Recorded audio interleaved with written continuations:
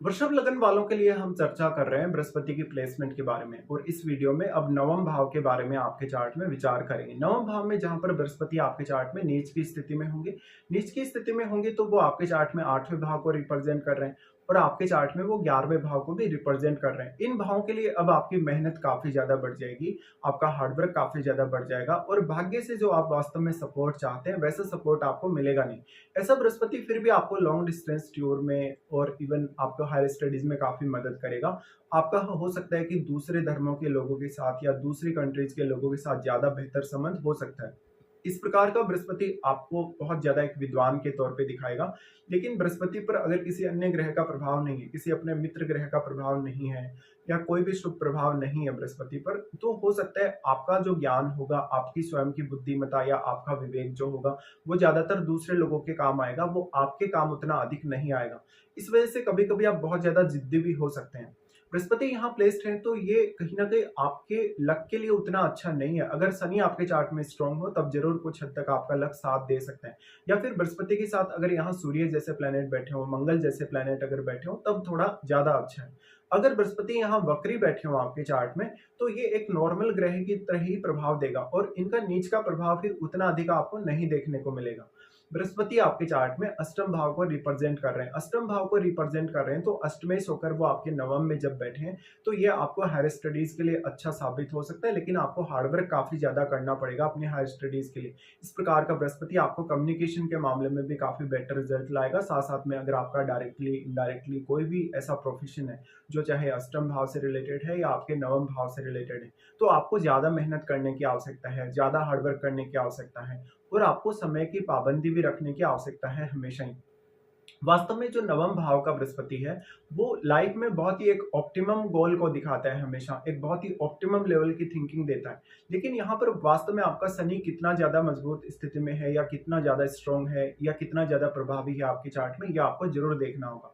बृहस्पति यहाँ प्लेस्ड है तो फिर वो 11वें भाव को रिप्रेजेंट करते हैं और 11वें घर के स्वामी होकर यहाँ वो आ रहे हैं, तो आपको ज्यादातर जो फायदा होगा, ज्यादातर जो सपोर्ट मिलेगा वो दूसरे कल्चर के लोगों से या दूसरी कंट्रीज के लोगों से हो सकता है।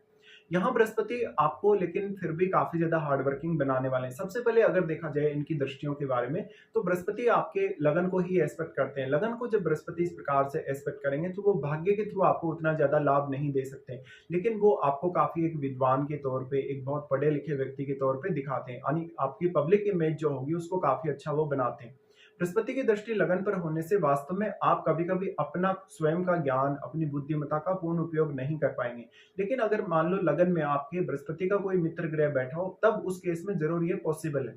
बृहस्पति का प्रभाव जो आपके लगन पे है, कभी कभी आप बहुत ज्यादा जिद्दी हो सकते हैं, कभी कभी बहुत ज्यादा रूड नेचर वाले हो सकते हैं या थोड़े घमंडी हो सकते हैं। अगर मंगल जैसे ग्रह का प्रभाव आपके लगन पे है, सूर्य जैसे ग्रह का प्रभाव आपके लगन पे है, तब इस बात की पॉसिबिलिटी बहुत ज्यादा है।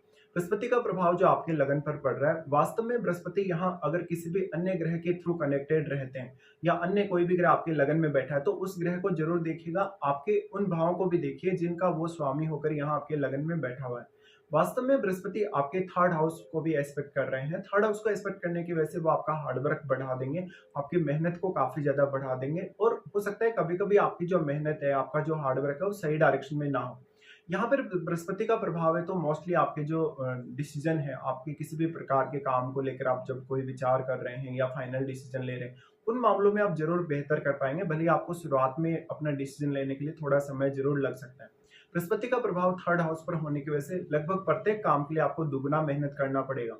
अगर यहाँ पे कोई भी ऐसा प्लेनेट नहीं है आपके लिए जो सपोर्टिव रोल एक अदा कर सकता है, तब आपको और भी ज्यादा मेहनत करने की आवश्यकता है। बृहस्पति का थर्ड हाउस पे प्रभाव होने से अब आप अपने भाई बहनों, रिलेटिव्स को या अपने पड़ोसियों को ज्यादा सपोर्ट करते हुए देखे जा सकते हैं। उन लोगों से आपको कोई उतनी ज्यादा एक्सपेक्टेशंस नहीं रखनी चाहिए। अगर आपके थर्ड हाउस में कोई भी इस प्रकार का बहुत एनर्जेटिक ग्रह बैठा हुआ होगा या इवन राहु जैसा भी अगर ग्रह बैठा हुआ होगा, तब आप जीवन में कोई बहुत बड़ा रिस्क भी ले पाएंगे। बृहस्पति का प्रभाव जो आपके थर्ड हाउस पे है उसकी वजह से हमेशा आपको प्रत्येक कार्य में ज्यादा से ज्यादा मेहनत करने की आवश्यकता पड़ेगी और सरलता से आपका कोई भी काम नहीं बन पाएगा। इवन अगर बृहस्पति का प्रभाव यहाँ ज्यादा स्ट्रांग रहा तो आपको बहुत ज्यादा डिले भी हो सकता है कभी कभी रिजल्ट्स को पाने में। बृहस्पति का प्रभाव फिर आपके पंचम भाव पे है।